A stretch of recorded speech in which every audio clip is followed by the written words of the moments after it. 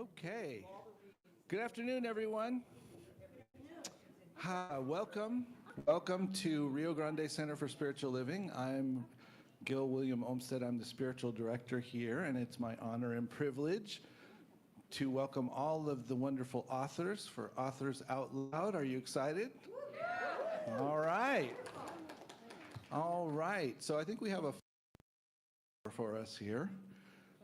Just a couple things. So you know, we do have an emergency if something were to happen. Behind that wall are bathrooms, so you got to know that. And if you have any questions, please ask. We're happy that you're here.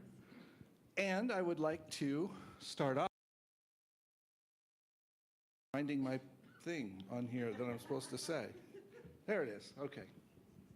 So we have 5 authors total, and we have Lynn, who's going to be our moderator. And then she'll tell you how it works and introduce the rest of the crowd. How's that? So my understanding is that Lynn recently released her 5th novel this March. She had a book of short stories, The Lost Archive, which was a gold medalist in the Midwest Independent Publishers Awards in 2024. Her 3rd novel, The Day After Death, was named a Lambda Literary Award finalist. She's taught performance studies and writing at the University of Texas at Austin. You've been busy. And then she moved to Albuquerque. She's performed and directed the work of famous women in history, such as Gertrude Stein and Edith Wharton. So she has an essay on generative writing coming out this fall in Poets and Writers. Now, this is one of my favorites. She's co-publisher of Bosque Press, and she co-hosts the podcast The Unruly Muse. That sounds dangerous. All right. So without further ado, let me hand it over to Lynn, and thank you all for being here. Thank you very much, Gil, and thank you all of you for coming on this sunny Sunday. We appreciate it. The way we're going to proceed is I will introduce our panelists, our writers. And actually, why don't I introduce you in the order you're reading? Or just not, should I just start here? Whatever. I'll just start here. Okay. So the way we're going to do this is all 5 of us will do a shortish reading. And then I will ask each person a question. And Minrose will ask me a question. And then we can open it up to the audience for comments and questions. And if you don't have any, which I can't imagine, we'll just talk among ourselves. Okay. All right. So directly to my left is Dr. P.J. Cedillo, who's an associate professor for the Special Gifted Education Department at NMHU. He is a suicidologist. Why can't I talk today? Let me start over. He is a suicidologist and researches risk and resiliency for gifted LGBTQ plus persons. He is published in numerous peer-reviewed journals, book chapters, and in 2024, won Best Book in Arizona, New Mexico for his children's book, Embraced or Excluded, Fact and Fiction of Famous LGBTQ Persons, banned in. There's probably quite a few of those, yeah. His current book is titled If These T-Shirts Could Talk, 50 Years of GLBTQ Plus Pride in Albuquerque, 1976 to 2026. All right, next to him is Minrose Gwynn, the author of The Queen of Palmyra, a Barnes & Noble Discover Great New Writer's Pick, that's a novel. Promise, another novel, shortlisted for the Willie Morris Award in Southern Literature, and The Accidentals, another novel, which received the Mississippi Book Award in Fiction. Her 4th novel, Beautiful Dreamers, was named Indies Book of the Year by Forward Reviews. Then next to her, we have Cynthia Sylvester, who was and is, I guess, born into the Kinyaani clan for the Bilagana clan. Did I do okay, Cynthia? Yeah, you did. Cynthia is a native of Albuquerque She is a graduate of the University of New Mexico and received her MFA in creative writing from the MFA program for writers at Warren Wilson College. Sylvester's debut book, The Half-White Album, published by the University of New Mexico Press, won Best LGBTQ+ Book in the New Mexico-Arizona Book Awards, and was chosen in 2025 to represent New Mexico at the National Book Festival. Her stories and poems are in various periodicals, including Prairie Schooner, Poetry Magazine, and many others. Next to her is Jen C. Brown, who takes a down-to-earth look at life and the fictional characters she creates. Her debut novel, A Right Fine Life, won the New Mexico Press Women's Communications Contest, and Light in the Dark Forest, released in November 25, placed second. Her short stories are published in ABQ in print. So we have a very illustrious group here, and we're excited. So we are going to begin today with Minrose reading. Do you need a mic, Minrose? I think there's one. Okay. Is this on? It's on? Oh. This one's louder if you'd rather have it. This one's quite good. Okay, hi. I'm Minrose. And first of all, I just want to thank the center for having us all. This is wonderful. And specifically Carol Marsh back there, way back there in the corner, who publicized it and organized this. Carol, take a bow. Yes, take a bow. The only thing, I'm reading from my book, Beautiful Dreamers, and which is my most recent novel. And the only thing I need to say about it is, because I'm beginning at the beginning, is that Belcote is a small town on the Mississippi Gulf Coast. It's 50 miles from New Orleans, and it's based on the real town, Bay St. Louis, Mississippi. Certain stories are willful children. They run in circles without rhyme or reason. They are fierce and wild in their desires, wanting the future as much as the Suffice it to say that in the beginning, there were three of us, my father, my mother, and myself. And then, without warning, there were two. In the late summer of 1953, when we returned to Belcote, my mother had reached the dismal old age of 31. She was sad and mad and lately divorced. My father, a decorated Air Force turned spy, having flown off into the wild blue yonder of a French woman's arms. The frog hussy, my mother called her. His desertion of us had soured her on MEN, so much so that she spelled the word rather than uttered it as if it were a curse or referred to some unnameable body part.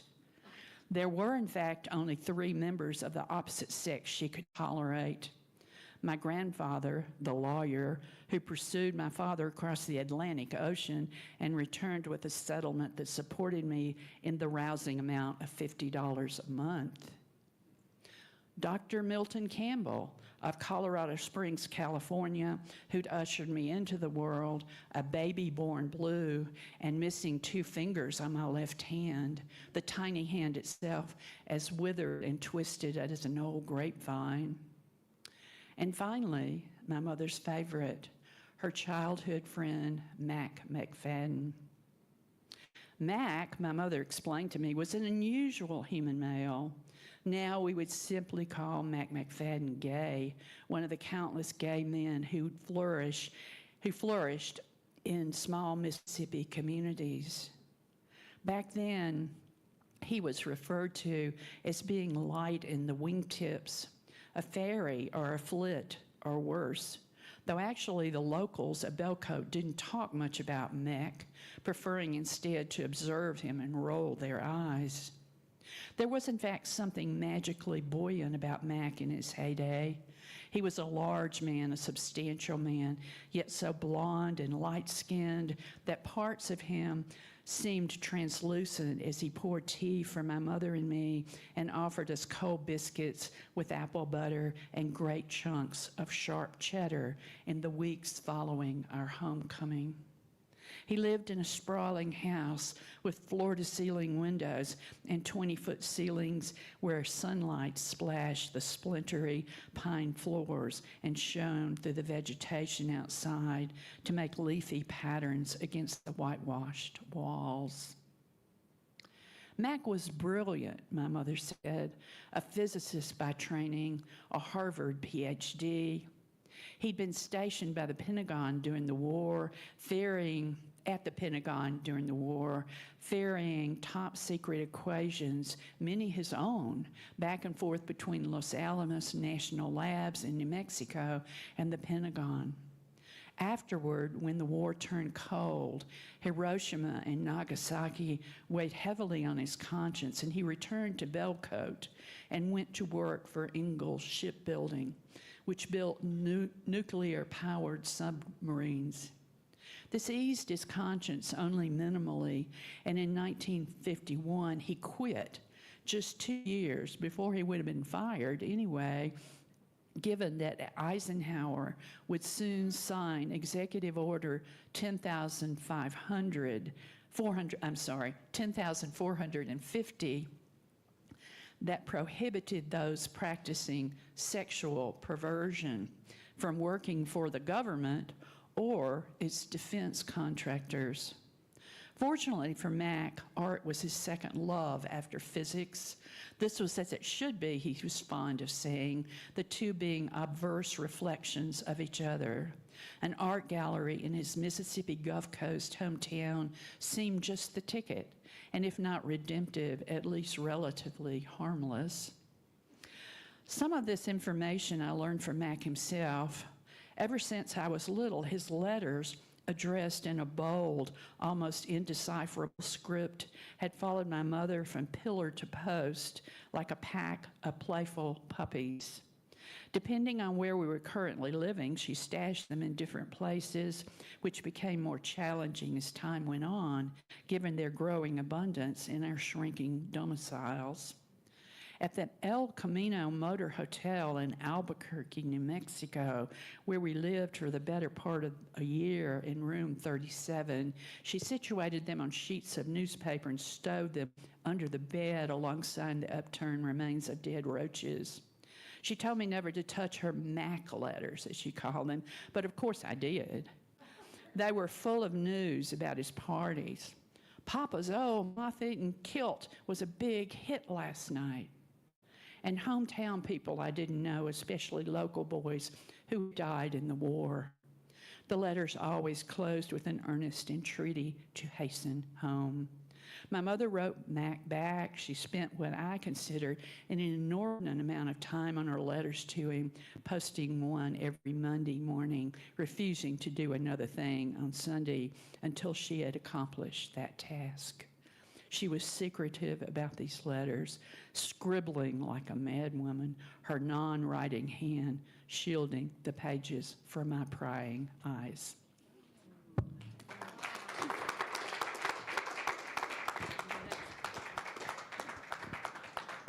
Thank you, Minrose. And so next we're going to have PJ Cedillo.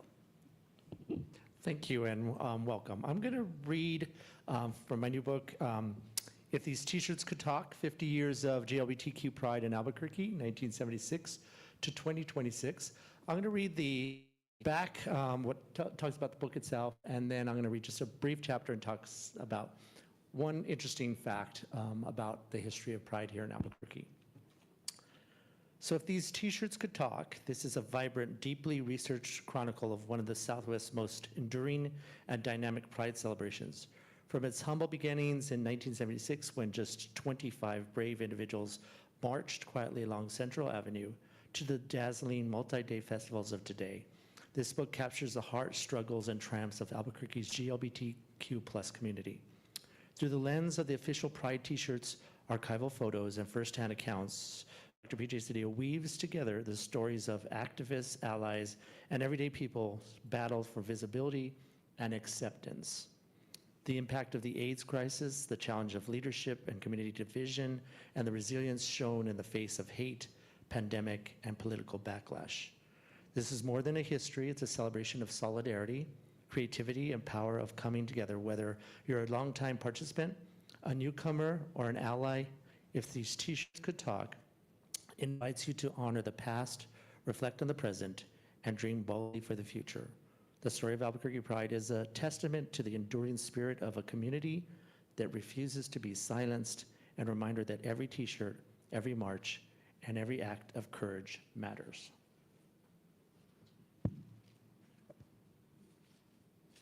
I'm gonna read you the last chapter. Chapter 21, Albuquerque Pride 2076, 50 years later. So what does the future hold for Albuquerque Pride 50 years from now? The year would be 2076. Hopefully human beings will undergo a transformation that will infuse technology that assists us to become more unified. No longer will there be a separation between heterosexuals, cisgenders, or anyone who's different via sexual orientation or gender identity. The acronym GLBTQI will no longer be in existence, as all humans are now labeled transformative heterosexuals. Albuquerque Pride, 80 years later, will become the cultural event like Hispanic Heritage Days or African American History Month, remembering those GLBTQ+ brave individuals who were trailblazers. The struggles and perseverance will become a part of a social studies and civic lesson for most curriculums in the public school systems in New Mexico. In the month of June, all Albuquerqueans will have the day off the second Saturday in June to celebrate the Albuquerque Stonewallian Day of Remembrance. The 2076 Albuquerque Pride theme will look back to 2016 and do something similar, but will have 80 days of Pride events. Albuquerque Pride will also take on similar wording that was selected by Interpride, the theme in 2016, Solidarity Through Pride. The theme would be transformed and proclaimed as, "We have solidified through pride. One can only hope." Now, I want to just, I brought some t-shirts here. The oldest one is from 1981, but this one here in particular, I don't know if you could, this is from 1985. Now, interesting enough, very difficult year. AIDS epidemic had hit New Mexico. We were very much, came here in 1981 from California to die with his family. And in 1984, we had 4 known cases. However, we were very much prepared for what was going to occur here in the state. Tony Anaya, the governor, had enacted legislation for non-discrimination for people with HIV and AIDS.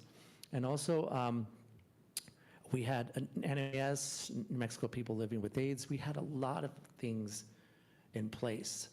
And sad thing is that I was, in the 80s, I was going through a funeral probably once a week. It was that bad here in Albuquerque. And for me to be a gay male, almost 60, and I'm HIV negative is extremely rare. Most of my men my age are gone. They're no longer here. And I bring this up, but this is in the book, and people ask me why I use GLBT, the G first before the L. The reasoning is because before the AIDS epidemic, all organizations were GLB. Because of what happened, specifically because of the AIDS pandemic, is that the lesbian community, because lesbian gays did not get along at all in the 70s or 80s.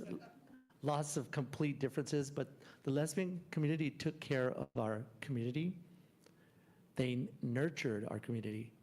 And for that, we honor our lesbian sisters by putting the L before the G. And so it's important to recognize, I go back with GLBT because I'm an advocate from the past, but most organizations in the past, like in San Francisco or in New York City, they still use the G. So, and one last little kind of funny little note. One year in 1983, the theme, they tried to get the gays and lesbians to be one. The theme was Lesbian Pride. Yes, pretty bad. There's one comic strip in Out magazine that they had a lesbian sitting. It's the end of the parade, and a lesbian and a gay guy are sitting on the sidewalk, and the lesbian says, "I guess we can agree on one thing," and the gay guy says, "Yes, we both hate the word lesbian."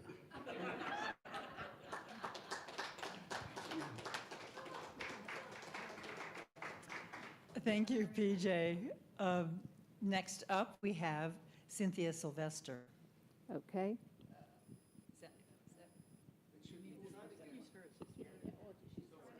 That's okay. Thank you. I'm going to be reading from my book, The Half White Album, and it's a collection of fiction, nonfiction, and poetry, so I'll read a short fiction. In every chapter, there's epitaphs from different artists, poets, and so in this one, there is an epitaph from Leslie Marmon Silko. I will tell you something about stories. They aren't just entertainment. They are all we have to fight off illness and death. You don't have anything if you don't have stories. And this is from the chapter Live at the House of the High Noon Moon. Every song in the, hang on a second. I'm not sorry, not every song. I get them confused. Every story in the book is named after a song. And this one is after the Stones song, the Rolling Stones song, Sympathy for the Devil. We were sitting at the Fat Chance on Central Avenue across the street from the University of New Mexico. Irby and I would go there on Thursday nights to listen to the woman who sang tobacco and whiskey-infused songs. Pitchers of beer were $3, and I think I was in love with her and the place. She was not beautiful, not like Irby, but they both had voices that had learned to hold attention in dark and smoky places. While she was singing, Irby was talking. Irby was always talking. He's like the wind here in Albuquerque. It may be just a breeze, but it rarely stops blowing. That evening, he shouted over the noise of the bar and our singer, "You know, little cuz, we were both born on a day when the sky was all shot up." I looked at him and shook my head. "Irby, you were born on a beautiful day in August." I returned to listening to our singer and her rendition of the Stones tune she was covering. God, I wish I could remember her name. She was balanced on the edge of a high bar stool, one booted foot set firmly on the stage and the other hooked on the bottom rail. She cradled a 12-string Ovation guitar to her breasts. Irby yelled, "No, our day got tattooed with a pink pillbox hat, black Cadillacs, and blood." Irby always told his story when he got dumped, pointing to the fictitious day of his birth as the reason for his being unable to keep a lover. I looked at him. His long brown fingers were gently wrapped around the lukewarm glass of beer, and he took a sip as if it were a fine Chablis. I wish I'd known then that he would be gone in just 2 short years. I would have paid more attention. But then again, I can say that about a lot of things. Irby continued, "My dad was there waiting for me to be born at the hospital. He was dressed in his best Western wear, a green short-sleeved shirt, brown Lee Western pants that hung at the perfect length over the top of his alligator and kangaroo cowboy boots. All the nurses were checking him out as he stood in the corner of the waiting room smoking a Pall Mall. Irby lit a cigarette and took a long drag. In the waiting room with Dad, there was a grandma. She was sitting across from him knitting a baby blanket, the needles clicking together like a metronome. She had on a traditional velveteen blouse, a pleated skirt, and a squash blossom necklace that weighed about 10 pounds. He paused to take a drag and for me to turn and look at him. His eyes were squinting through the smoke as it rose and twirled over our heads. Then the news came through over the speakers that the president was shot. My dad just stood there, opening and closing his silver Zippo lighter. My mom, who's being wheeled down the cold cinder block hallway to the delivery room, picked up her little head and questioned if she'd heard that right. But when the orderly who was pushing the gurney fainted, she knew she had. and the grandma stopped knitting and began to rock back and forth in her chair. I strained to hear our singer, Sally, that was her name. I yelled to Irby, this is her last song before break, just let me, but he continued. My mom cried, tears rolled down her cheeks and into her ears. She cried not just because she was in god-awful pain or because she loved that president, but because even though she always said she wasn't a very good Indian, she knew this was a bad sign. To have a child born on such a day, oh, the bad luck the child would carry. Yeah. Meanwhile, the grandma in the waiting room with Dad began to cry too. The people in the bar got up and started dancing, obscuring Sally from my view, so I turned all the way around in my booth and scowled at Herbie.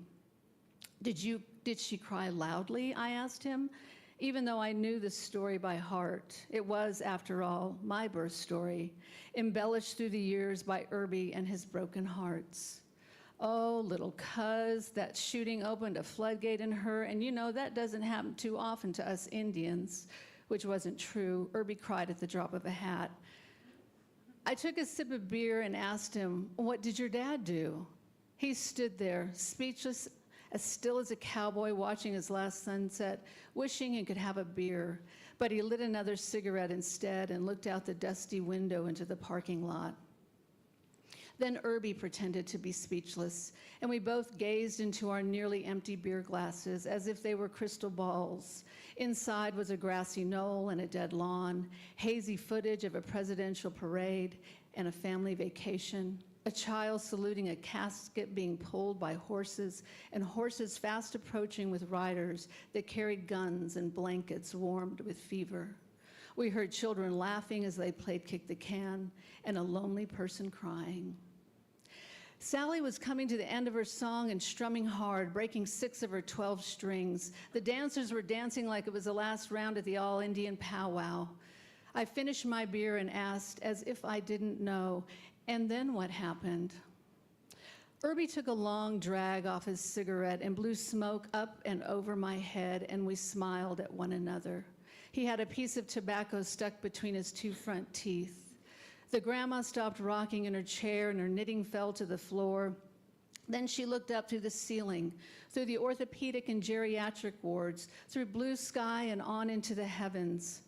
Irby and I looked up with her, through the dingy ceiling of the Fat Chance Bar and Grill, through the stars we could see and the wormholes we couldn't, and we all cried. Why couldn't it have been Eisenhower? It's not often you get Eisenhower into 2 stories in one.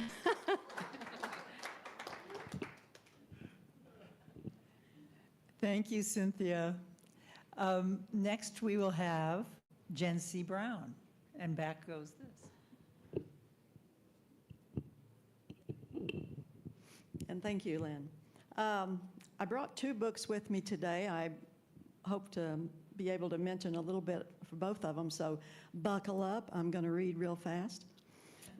My first one, and people kept saying you write what you know about to be successful. And so being a musician, I wrote about a young man that from California that wants to be a country music star, big as he can get.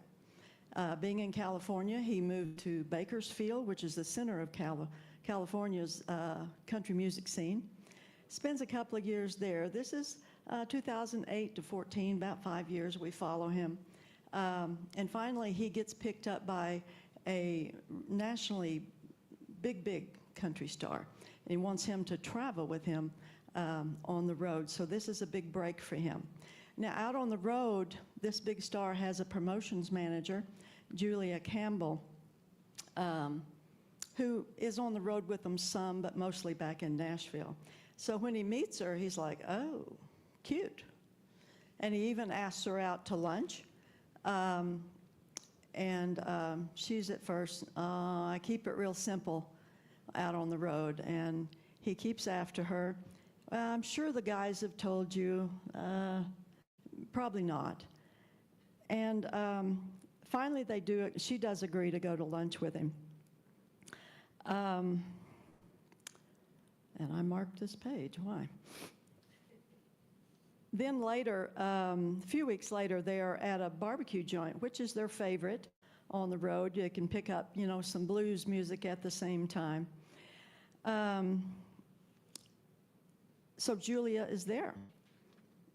And after they've eaten and the rest of the band has gone to listen to the music, she invites him to go over to a booth where they can talk better. And she's actually picked up some apartment booklets for him so that when he gets to Nashville, he'll be ready to start his search. A girl's got to eat. See you later, Rookie. Oh, I mean Randy. She kept calling him Rookie, and he hated that. So at the booth, we can talk easier here. How have you been? Fine. Now I got sick in Atlanta. Boy, I hope that never happens again. It will, she said, in a matter-of-fact way. Welcome to the road, Randy. You had enough of it yet? She ordered tea for them both. Heck no, it sure is harder than I imagined, though. There's only a month left before we hit Nashville. I'll make it. Oh, and you think Nashville is going to be easier? You've never made a CD there. You talk about work, and Aaron is a perfectionist. Aaron's the artist that he's working with. Late nights and a lot of pizzas are in your future, young man. Shoot, I told you I've never even been to Nashville. I'm not sure if Aaron's going to keep me around anyway. He hasn't said anything. By now, Aaron doesn't keep slackers or untalented around, and so she agrees to talk to Aaron about this young man, named Randy, by the way. Hey, that's great. Thanks, Julia. How's things back home? Oh, we had to have the cat Loretta put down. At 15, she had been a good one, but that's life, I guess. Thank heavens I was there when it happened. Marcia was a mess. She stopped, her face flushed, waiting to see if he'd picked up on the clue. Your roomie, Marcia? He kept his eyes on his tumbler of tea. Yeah, you might say that. I mean, listen, Julia. He met her eyes. I always figured you had someone special, and this isn't the first time you've mentioned her. I'm pretty sharp at 2 and 2. She focused on her hands around the cold glass. I did? Oh, man, I'm getting sloppy. He leaned toward her. No, you're getting comfortable with me, and I like that. Your friendship means a lot. He sat back again. Heck, you've kept me sane out here, yelling orders at me like my sister. You remind me of her. Gosh, Randy, that's nice. So this changes nothing between us? Sure it does. He watched her smile fade. It makes us closer than ever. Thanks for trusting me. Her face beamed with relief, then took on a serious look. Look, you understand, well, trust is crucial. Deep down, I think most of the guys know, and for sure Aaron. But there are some in the business I have to walk on eggshells around because I work in an environment that is still very much a good old boys Bible Belt kind of network. All I care about is you're good at your job and a good friend. And she and her partner, Marcia, become his best friends in Nashville. They do everything together. The hardships, the good stuff and the bad, they were always there for him.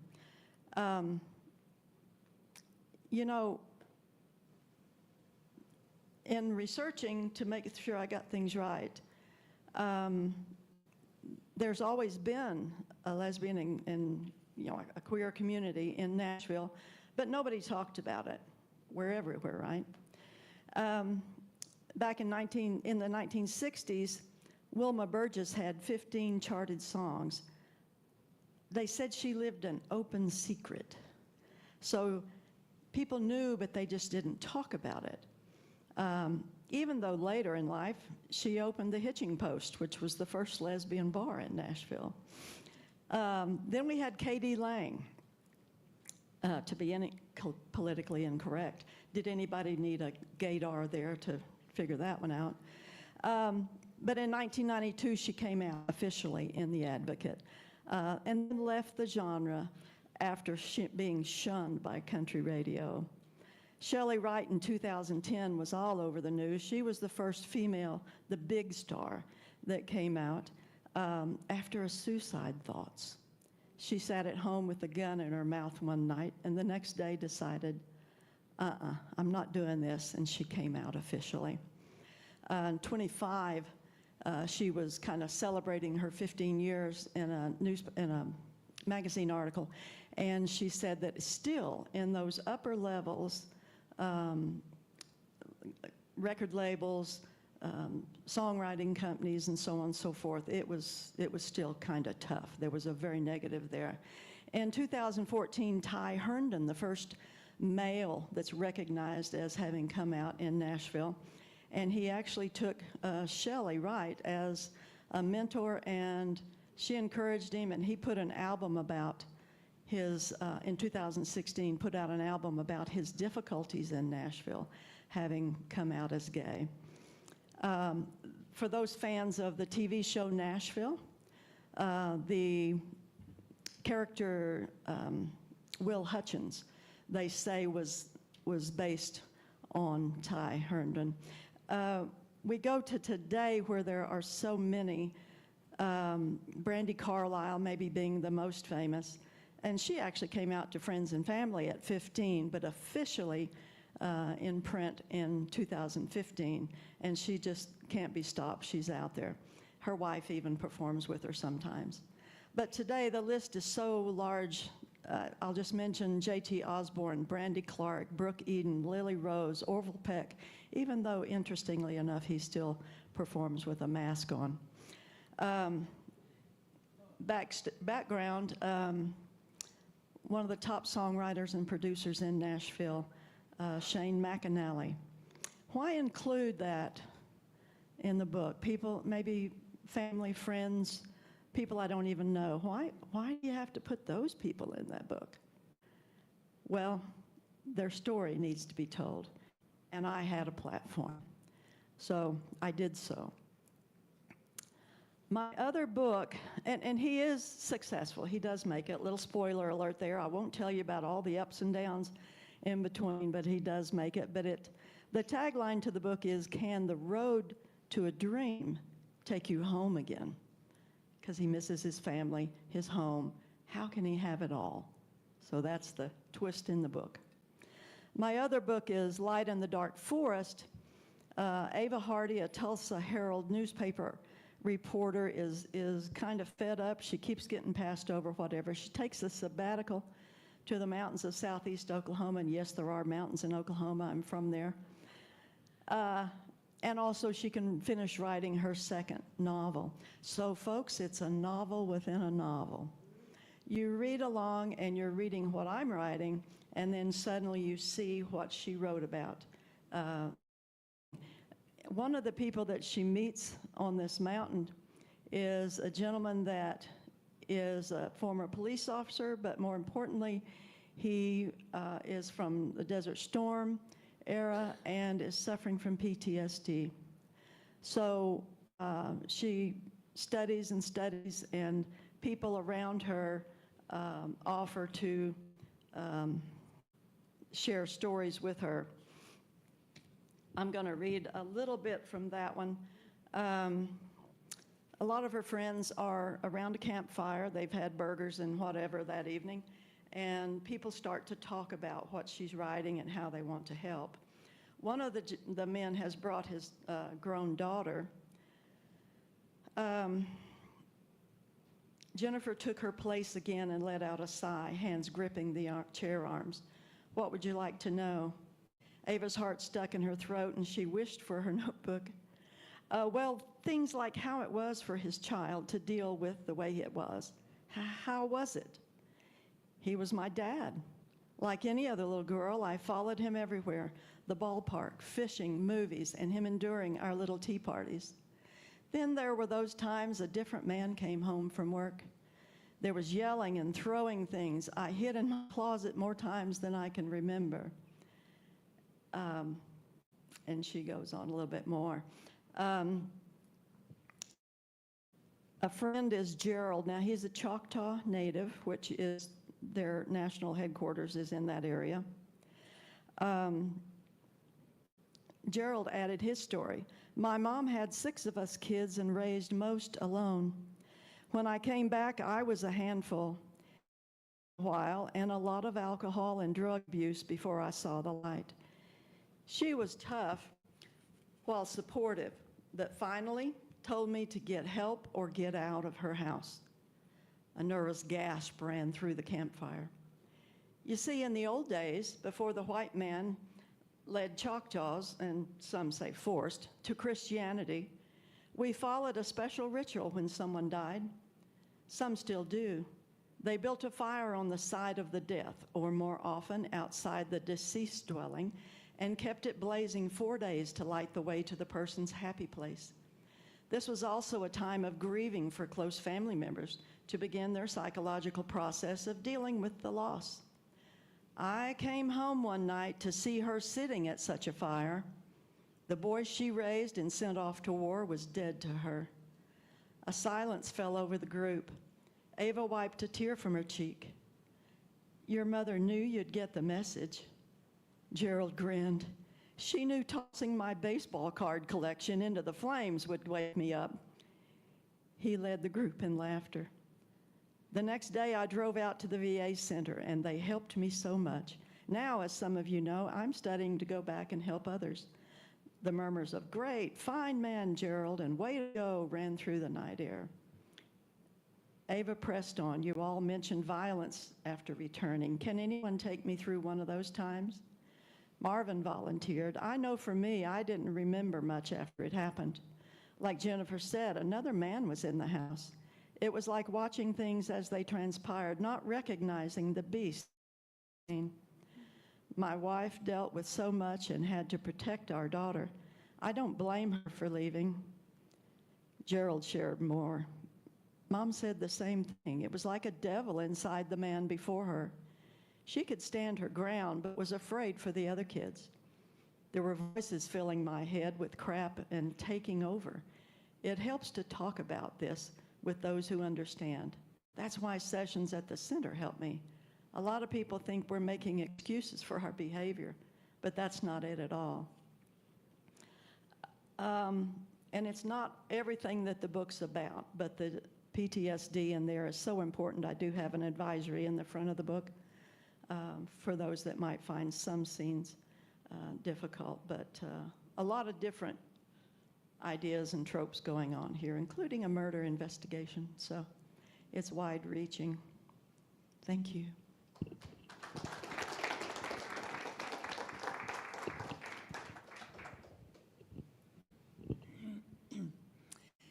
Thank you, Jency. I'm going to read from my new novel, The Surrogate, and I'm going to read from rather deep into it, so I'll just give you a very quick snap of where we are. When the novel opens, Alex, who is a bisexual psychologist, 30 years old, loses her beloved cousin Rolf in a tragic car accident. Later, a young man, Nathaniel, comes into the close-knit family's life and into hers, as she had recently broken up with her long-term girlfriend after Rolf died. The whole family is very devastated about Rolf's death during this whole beginning period. Later, she has a memory about Rolf. I thought I'd lost Rolf once before. When I was 18, I'd stopped by my aunt and uncle's house in the middle of the afternoon. Uncle Theo and I had made a date to go for a walk, but I'd arrived early and he wasn't back yet. I rang the bell and then knocked. When no one answered, I took the spare key from its hiding place under a raven sculpture near the door and let myself in. I thought I'd just sit in the living room and wait until he came back, as I had many times before. I took a book out of my backpack and started to read. After a few minutes, smothered laughter floated out from the bedroom down the hall, on the opposite side of the house from my aunt and uncle's room, from Rolf's room. Barely daring to breathe, I slid my book back into the backpack, slung it over my shoulder, and tiptoed to the front door and reached for the knob. Just then, Rolf and a male friend ran into the room. wearing nothing but towels knotted around their waists. Rolf's fine hair flew as he reached out laughing. "Jeff, come here." Rolf's 15-year-old body was lean, his shoulders broad, his upper arms sinewy. He caught Jeff by the hand and drew him close until their naked chests touched. Their skin was smooth and unmarked, Jeff's slightly darker than Rolf's. Rolf kissed him. "Let's go back to my room." Just then, he looked up and saw me at the door. "Alex." He stood absolutely still. Then he took Jeff's hand again. "We were just having a shower." His fair skin blushed, but his voice stayed level. Jeff's dark hair, thick and shiny, was brush cut. His eyes darted from Rolf to me. I think I'll go get dressed." He disappeared down the hallway. My own face burned. "Excuse me, Uncle Theo is meeting me here. I guess I'm a little early." Rolf stared at the floor, tightened the towel around his waist. Then he cocked his head to one side. "It's okay, though. I wanted to tell you about Jeff anyway." He gave me a searching look, and then he smiled. "I didn't mean to keep a secret from you." "I should have waited outside, but you're right, it's okay." He nodded and hurried back down the hall, his bare feet skimming the tile, making no sound. In a moment, I heard laughter again. I grasped the doorknob and opened the door just enough to slide out, shutting it silently behind me. I sat on the single step outside the front door, heart hammering. Why was I shocked? I'd known Rolf was gay. He and I had talked about sex before. I'd confessed to being conflicted about my sexuality, and he'd confided that he had feelings for boys. But now, seeing Rolf with a specific person, with Jeff, jealousy flooded through my body. I felt strangely rejected. A voice inside me clamored, "But Rolf is mine." I looked around. No one was around. I held the backpack to my chest like a shield. I'd always felt physically connected to Rolf. Maybe that was it. Seeing him with his boyfriend pierced me. I leaned over, feeling a sharp pain in my side, as if a part of myself had been sliced away. Though Rolf was his own person, he did not belong to me. I'd always assumed we had an unbreakable connection. We did. But there were limits I'd preferred not to see. Close friends as well as family, Rolf and I shared details of our romantic lives over the years, all the while remaining fiercely loyal to each other. I didn't know how to explain to Nathaniel how I'd struggled after Rolf died. He had been my familiar. I wondered what it meant that I had loved my cousin, a young man who loved men. He was unattainable, perhaps. I could love him easily and fully. It struck me from that moment 13 years ago. I'd been certain no boy or man could ever compare with Rolf. Alex then goes to see her therapist, Alice, to discuss this memory that she'd had. A small clock on Alice's desk ticked softly, the beats much slower than those of my heart. I pressed my fingertips against my eyes. When I was with Nathaniel last week, I remembered coming into Rolf's house when we were teenagers. I was waiting for Uncle Theo. I'd let myself in like I had many times before because when I knocked and rang the bell, no one came to the door. But that day, as I sat waiting, Rolf and his lover ran from his room into the living room. Alice, her body still, but her face watchful in a way that was almost feline, waited. I hadn't thought of that day in a very long time. How bereft I felt, how envious of the young man he was with. Rolf seemed out of reach in a way he never had before. A flush rose into my face. When I didn't continue, Alice said, I asked you last time we talked if you were afraid your love for Rolf wasn't appropriate. How are you feeling about that now? This is very hard to talk about. My hands gripped each other and twisted in my lap. Nothing sexual ever happened between us, but I was aware of him in an intimate way. I thought about him. I was curious about him sexually. Uncle Theo's portrait of Rolf in his studio came into my mind, its grace and beauty, Rolf's shining spirit radiating beyond the paper. I don't know how to answer your question. It's upsetting. Alice leaned forward and spoke slowly as if feeling her way. You have strong feelings for this young man you loved so very much. His life was cut short. Whether you feel betrayed because he left you by dying, or that he didn't love you as much as you wanted, or whatever you felt about him, your feelings for him were and are genuine. Your connection is deep and enduring. You will always miss him. Her face turned inward for a moment. Love is so complicated. If we understood it completely, we wouldn't need professionals like you or me to talk to. She raised her head and her eyes were gentle. You didn't act on your sexual feelings for Rolf, but you felt them. Often our first love is someone in our family. Sometimes that makes us feel ashamed, yet those early feelings awaken the ability and the desire to love others. She looked out the window at the winter sky for a moment and turned back to me. Most young people don't know how to love themselves. They can only begin to learn how by falling in love with someone else. If they're fortunate, the beloved reflects back that love they so desire. Perhaps this is the great gift that Rolf gave you. What do you mean? That you can love and be hurt, even devastated, and still go on with your life.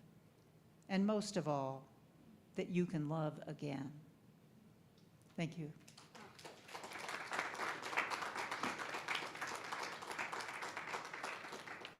Thank you. Okay, now we're going to go to the question phase, and we're going to start with Minrose Gwynn. Why did you choose to set Beautiful Dreamers in the 1950s? I was just going to start talking. I've always found the 1950s to be, and early 60s to be a really interesting time. In Mississippi and the South in general, in particular, a lot was going on. We think of the civil rights movement as starting in the early 60s, but actually black servicemen were coming back from fighting the Nazis in Europe, and we're looking around and saying at the Jim Crow society, the very, very, very rigidly segregated society, and saying, this looks a lot like, Nazis are in operation here. And so this is, a kind of important time. A couple of things happened right at the middle of the 1950s. In 1955, does anybody know what they are? Television. Well, yeah, true. 14-year-old Emmett Till was brutally murdered in Mississippi, in Money, Mississippi. And then over in Alabama, at the same time, within a few months, Rosa Parks refused to give up her seat. And so these were very important times in the South, and they were roiling, the racial issues. And the second reason is, the second thing I want to say is what you have here, Joe McCarthy up in Washington holding the hearings, and you have all this homophobia that is circulating along with the Cold War fear of communists. And this is the rationale by which Eisenhower wrote the executive order 10,450, is that homosexuals, quote unquote, who were in the government could be very easily blackmailed by the communists because they could be outed, you know. And so many people were resigning from the federal government and so forth and so on. So what you have is this kind of mix of homophobia, fear of communists, and segregation going on. And it wasn't just the South that was segregated. The North was segregated in many ways also, but not so violently. And so I find it a very interesting period in which to set a novel. And the other thing I want to say, and I'll just quit then, is the three main characters in my novel: Mac McFadden, whom you met when I read, the narrator of the novel, whose name is Memory Feather, and her mother, whose name is Virginia Feather. And they end up living together and becoming a chosen family. It's a very odd, you know, to have a heterosexual woman and a gay man and a child living together. And so they're getting all sorts of external pressure from the outside. Also, Mac is very active in the civil rights actions, including a big weigh-in in Biloxi, that several of them that occurred in 1960. The novel goes into the early 60s. And so they're having enormous pressures from others because of their familial situation. And also everybody, as I said, knows that Mac is gay. But they withstand those, and they become very strong as a family. But what happens in the novel, and this is the crucial plot, is that a very charismatic and but also predatorial man comes in and makes Mac fall in love with him. And this is an internal pressure that shatters everything that the family has. And I won't say any more than that. The end. Well, I think it was perfect to set that novel in the 50s, because after World War II, everybody came home and they wanted to make babies and live in a certain kind of house, and the wife wasn't supposed to work, and you know, the whole heterosexual thing was really it. So the 50s was incredibly restrictive. So that was a good move, I think. Okay, PJ, what got you so interested in researching and writing about Pride in Albuquerque? Actually, I was president of Albuquerque Pride for 21 years, which is a long time. I actually produce Los Ranchos Pride now in the village of Los Ranchos. Been doing that for 15 years. And I worked with Santa Fe Pride for years, but helped start Gallup Pride and Taos Pride. And worked a little bit with some advice for the first ever Rio Rancho Pride. So how did I get involved? So in 1989, I was hiding behind a building at Yale Park, my first Pride event, and afraid to come out. And I went home to my apartment, and I sort of had a meltdown and realized that, you know, God made me this way, and everything's going to be okay. And I changed my name from Paul James, very Catholic, to PJ.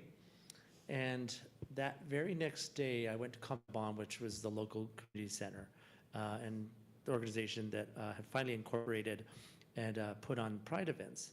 I volunteered starting on Fridays for their game night, and within the next year, I was president of Common Bond. And so I've always felt that Pride is very important, especially with research that I've done, that it's so important that you reach that one person who's hiding and not ready to come out, that you kept them alive. That's what's the most important thing about Pride. And it's a coming out experience. You know, I'm coming out now, but when you're GLBTQ plus, you come out second by second, hour by hour, day by day, and you don't know whether it's the right time or not to say who you are, your authentic self, because your life could end at that moment. And I've always said that when you come out, it's a superpower. All of us who come out are superheroes. It takes a long time for us to come out. And it was time that, this book came about because being president for many years, I had boxes and boxes of stuff. And so one year, my co-president the co-chair at that time, we had gender parity, which helped transition gays and lesbians getting together. But she said, why don't you put together some of the pieces that you have, the archival history, and put it in frames. And so that occurred, and 289 frames later, I did stop in 2010. It was easy for me to write the book because all the research was already there. I just had to find the stories. Writing 2016 to 2026 was very difficult because we're losing our history. Everything's on Facebook, digitized. I say this, everyone takes pictures, but this crashes and you don't put it on the cloud. You're not gonna have that history. It's gonna be lost.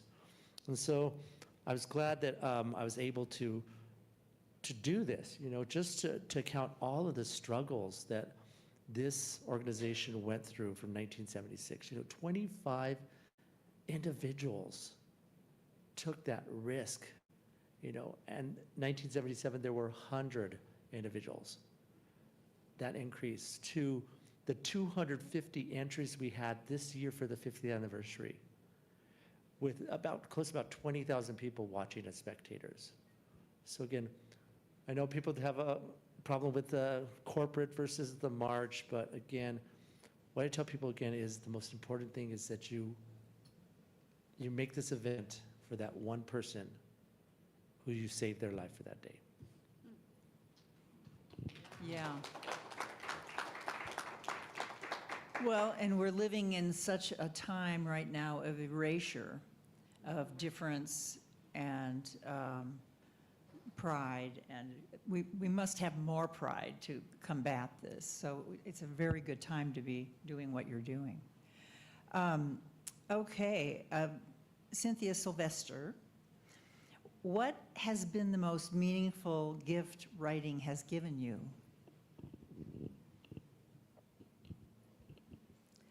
This microphone.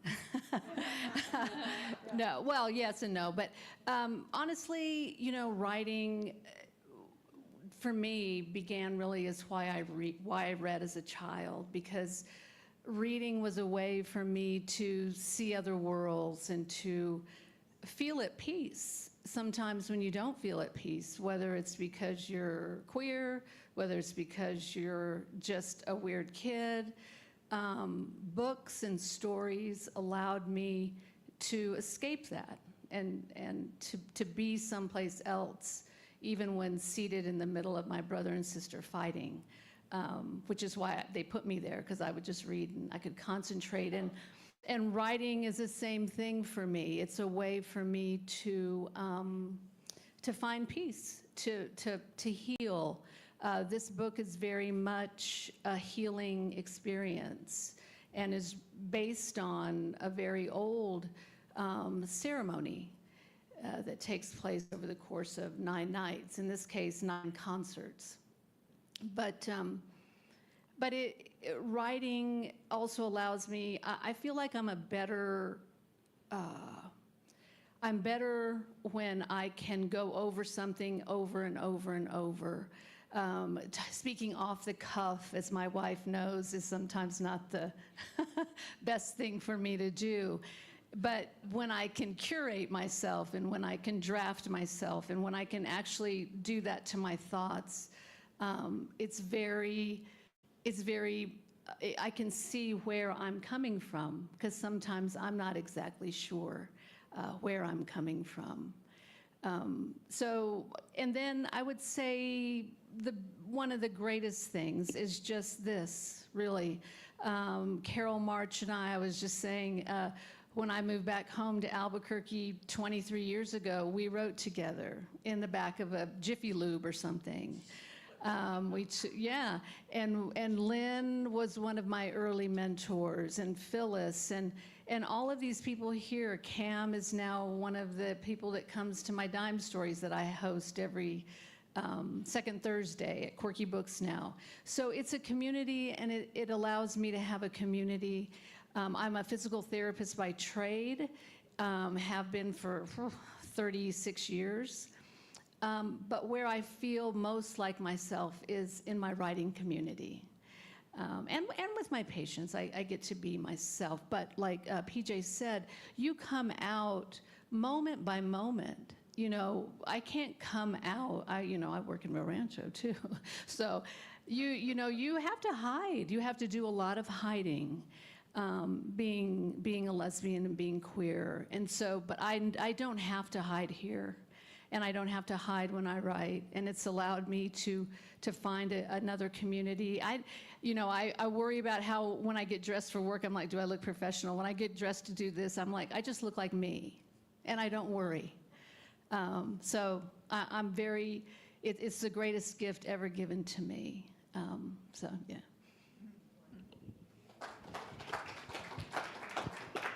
Yeah, thank you. Yeah, I think writing does allow us to explore who we are. And someone mentioned weird kids, I think you did. And I think behind every writer is that weird kid who has all kinds of sensations and feelings and needs to express them and be accepted and share. And writing helps us do that, yeah. Jency, I know that you've said a little bit during your presentation about some of the research that you did in terms of gay people and music, et cetera. What about the use of sensitivity readers, which you mentioned to me, to validate the authenticity of your published work? Right. And there was, if I can, now I can talk.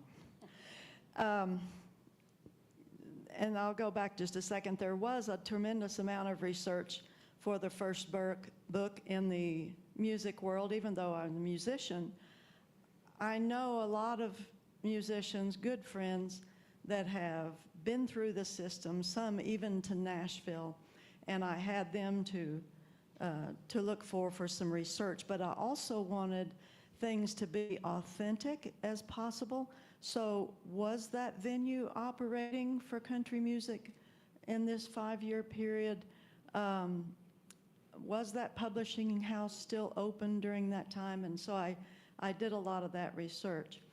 My second book, having a couple of things in it that I wanted to be very careful and respectful about. Number one, the PTSD. And second, I have a Choctaw character in that plays a major role. I have a good friend that we met through a online conference 4 years ago, and that small group still meets via Zoom every other week. And she was Special Forces, Vietnam, and has a lot of difficulty still.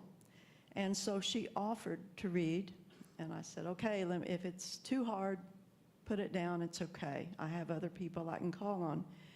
And she did say that parts were difficult, definitely encouraged me to do the advisory that's in there. It was just important to me that I was respectful of those people and their feelings they're going through. The Choctaw, I had a sensitivity reader set up for that, and that fell through. I was close to publication. And so, I went to the internet, but I went to the Choctaw National website, and I was able to find the spiritual scene that he talked about with the death of someone and how they handled it. He invites our main character for dinner with his family, a feast. I got actual recipes so that I could name names, all from that website that I felt good about. I didn't use Wikipedia or anything like that. It just was very important to me to be respectful of those. And a sensitivity readers, if some of you haven't heard that, is someone that can truly understand, is experiencing the same things, has experienced the same things, comes from that culture, and make sure that you get it respectfully right.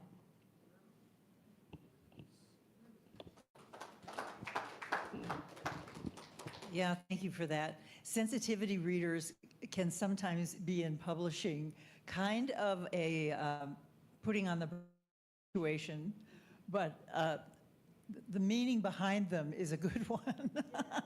But yeah. And she did have things for me to change in small words. Right. A Marine is not a soldier, they're Marine.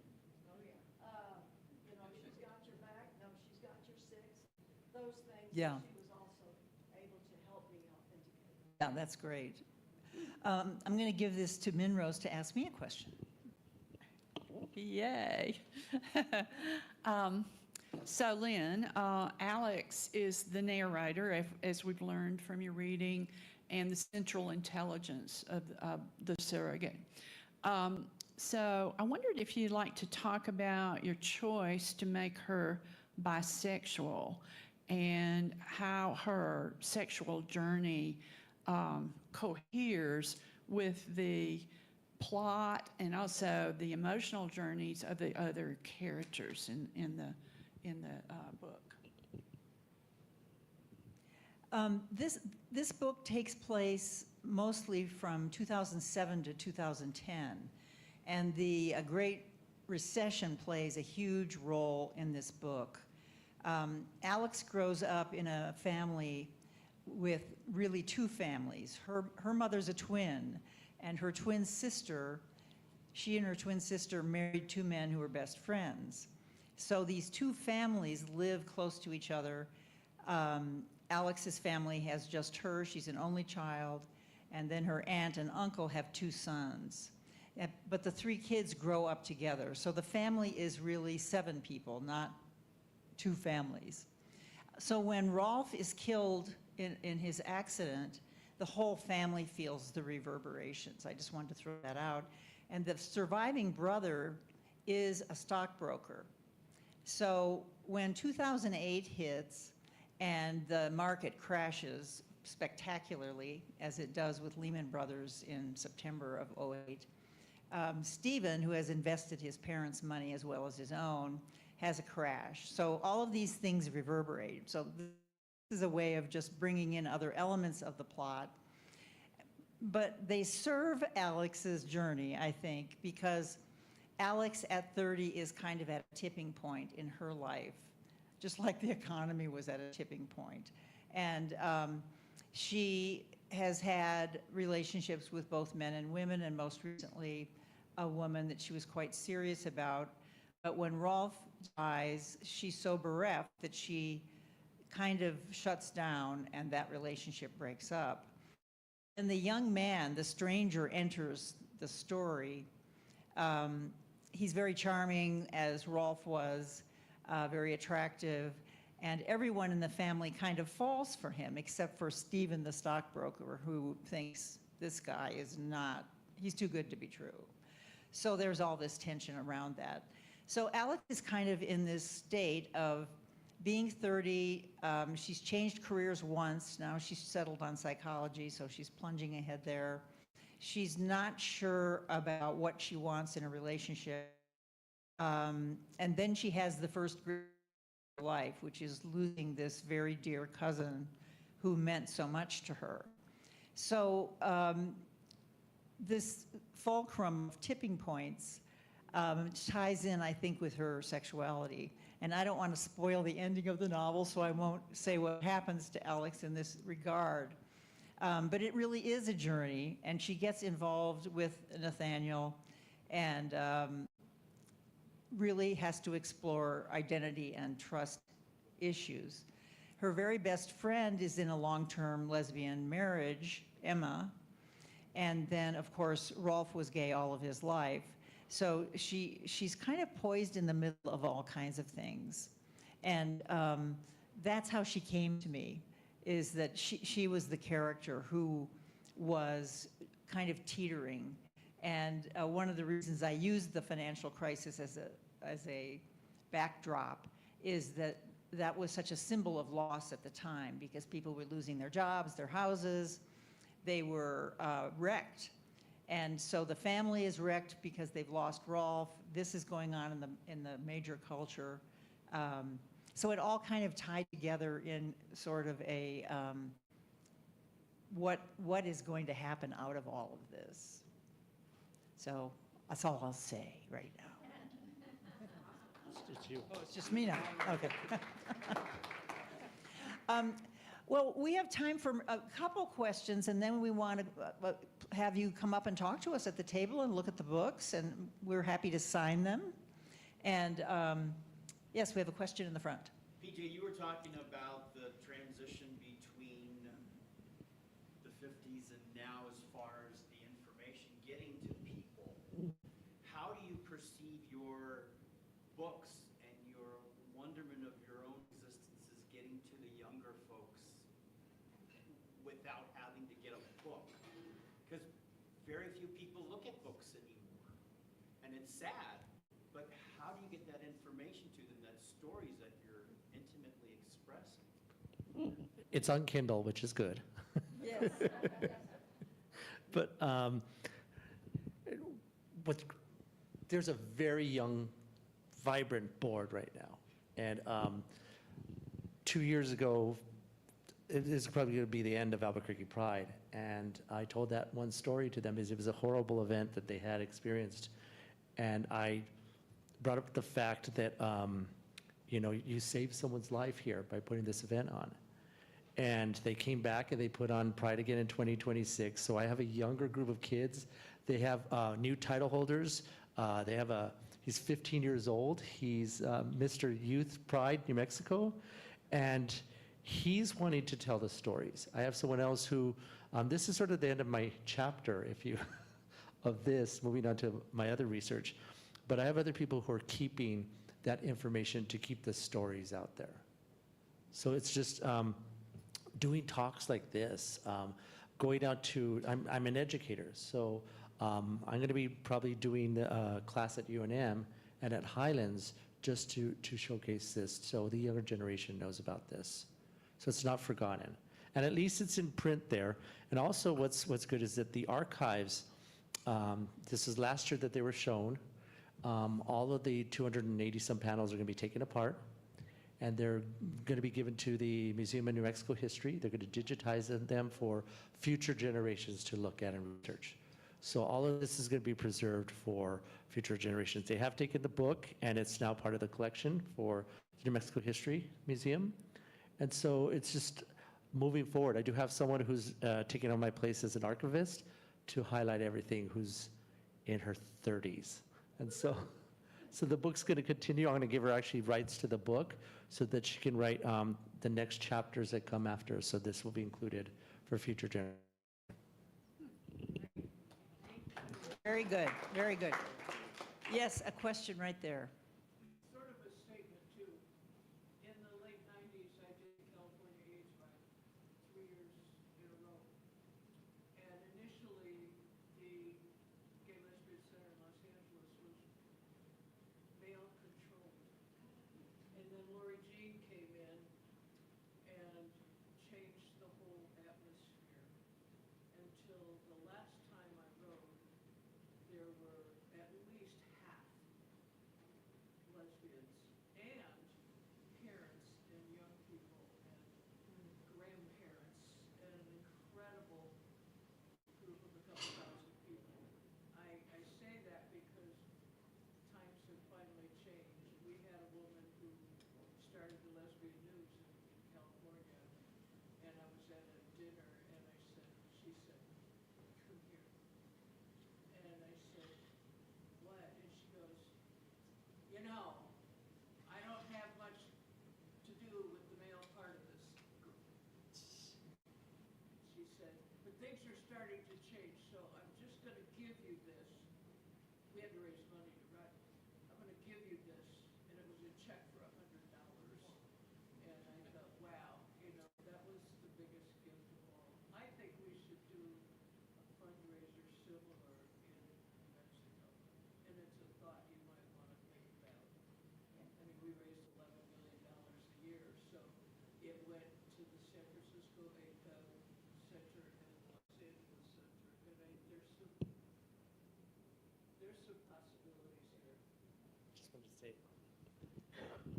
Something that I'm working on, I'm also a female impersonator, and I put on this show.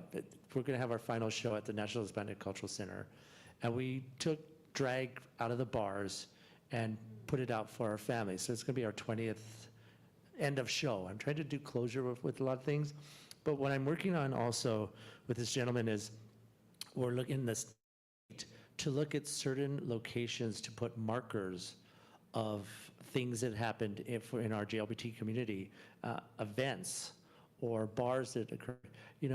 Just 3 store shops down was Corky's Bar, which was a lesbian bar.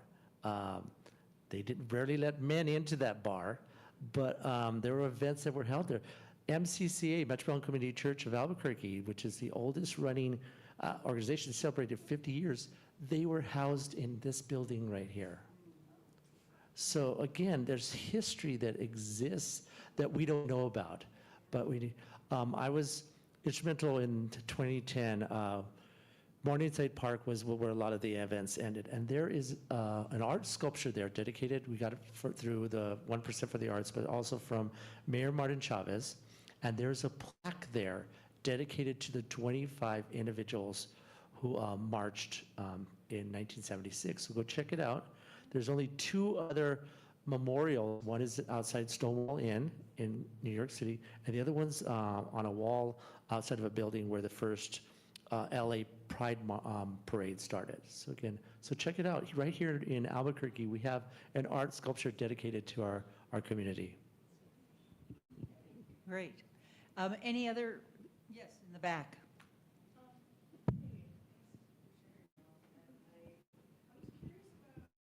Second. I can talk loud. No, you can't. We can't hear you. Thank you. I'm curious, oh my God. Curious about your process and as being writers and working on a memoir right now, and how do you set aside certain times of day? Do you work for certain hours? I'm curious, whoever wants to share about your creative process. Okay. Do we have another mic that works that we can use? Is that one? Yeah. It's on. Is that on? Okay. Well, since it's in front of me. So one of the things, being a working writer, meaning I work as a physical therapist for 36 years, this book is about 15 years of work. And how I did that was every morning I get up, I try still every morning to write for 20 minutes. And if you do that over a long period of time, you get the work done. And then hopefully you can find larger periods of time, maybe on weekends or whatever your schedule is. And then I found it extremely beneficial to me. That's why I took hosting Dime Stories, which is these little 3-minute stories that writers write, and you're more than happy to come. It's fiction, nonfiction, 3-minute prose, and my friend Jennifer Simpson was the originator here in Albuquerque. It actually originates in San Diego. But many of the stories that are in this book, I wrote for Dime Stories because it gave me a deadline, and it gave me a way to edit myself because it has 3 minutes. So having some kind of that can help you, I think, not just take more than just your not just your writing, but take your 20 minutes and be able to kind of put it together, I think is really important. And then on top of it, without dime stories, I wouldn't have met this person and that person and this person and that person and had a community of writers, which is really, truly one of the best things about writing, other than getting to hopefully have one person, like PJ said, or more, millions preferably, enjoy your work and hear you and resonate with you. But yeah, so just come, talk to me afterwards. And also, I came to it, she's still working. I didn't really officially start writing until retirement, so I've got a little more time. But I'm better in the morning, and I'm going to say 1 in the morning to about noon, because 1 o'clock I may wake up and, oh, this scene. Don't wait until later in the day thinking you'll get it done. I get up and go do that. That's me. And then also about the, like the dime stories, to find a group. Find that one person that you can write with. Find a writing group. And I know there's a number in the city. Southwest Writers is a group that is now hooking people up. They're finding you a group to write with. That was very important to me. And I now have settled in with that one person that has been very instrumental in helping me here. That person that can tell me, hey, that paragraph stinks. And we walk out of there friends still. So. Just keep passing it down. Minrose. I love that question. I think that writers are, you know, we're all individuals. For me, a lot of writers will approach a work of fiction, and I can just speak for that, with a plan and charts and graphs and plans and what this chapter's going to do and how it's going to end and everything like that. I'm much more of an inductive thinker. And so while that's fun, and what I do is I wait for the characters to kind of take shape. Then when they have their own personalities and their own lives, they will help me push the novel forward. But the hardest part for me is plot and deciding what's going to happen next and next and next and next. And that is the time when my work habits have to get very, very rigid. Like, I'm going to write 2 hours every day. And when I was teaching, it was like, I'm going to start writing. I would generally have Tuesday, Thursday classes. I was very lucky. And I would start writing and thinking about it on Thursday night. And then I would just push until Monday when I had to start preparing for classes again. But, and then when I get to the revision stage, I can be more relaxed with myself because I know where the novel went. So that's my little weirdness. I can't believe I'm going to say this, but first of all, as a professor, I have to do writing no matter for my job. So I always have to do some current research and put some papers out in academic journals. But what I do, I can't believe I'm going to say this, but I teach primarily in the evening, but I usually have Thursdays and Fridays off where I don't teach. And so what I do is I have an edible, and I have a rum and Coke, a rum and Diet Coke, and I write. And when I can't write anymore, I stop. And so that just keeps me going. That way I can just rest and think about, and then go back and see what I wrote. So I can't believe I said that, but. It's legal, absolutely. I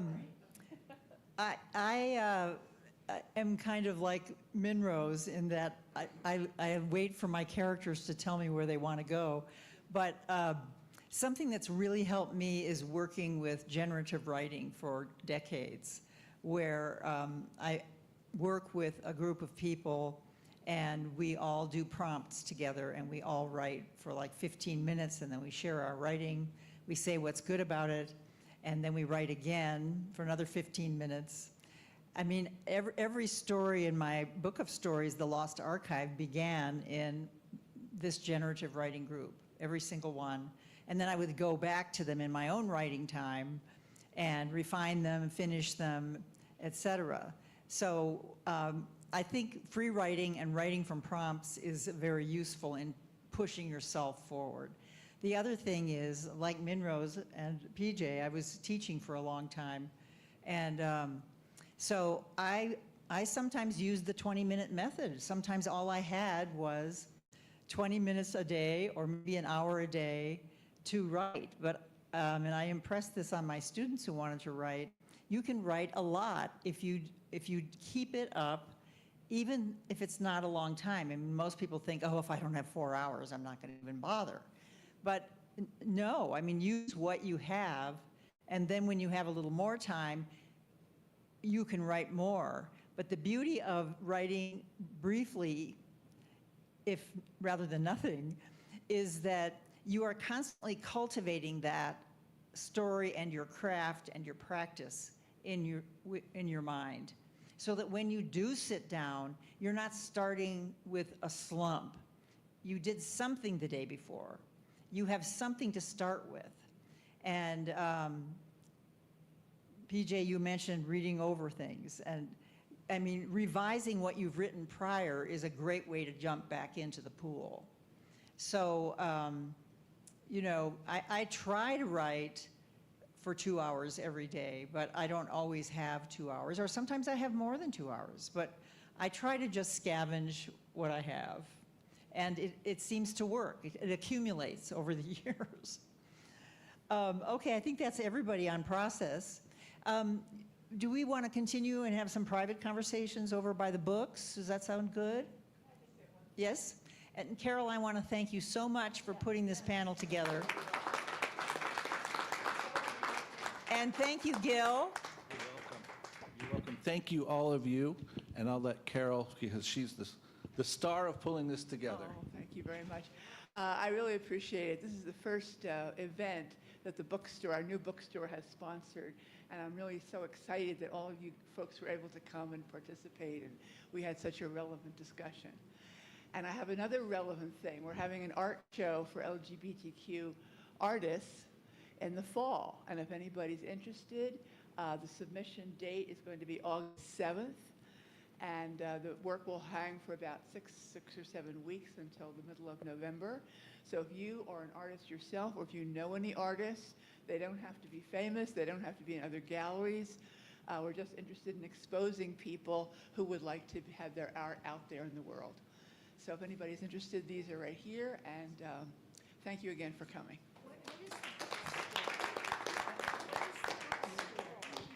The bookstore is called the Quantum Portal. It's a tiny bookstore where imagination takes flight. So it's right over there in there. Also, there's a display of books and stuff there. And we have snacks. We have snacks. Yeah, So there's snacks and there's people to talk to.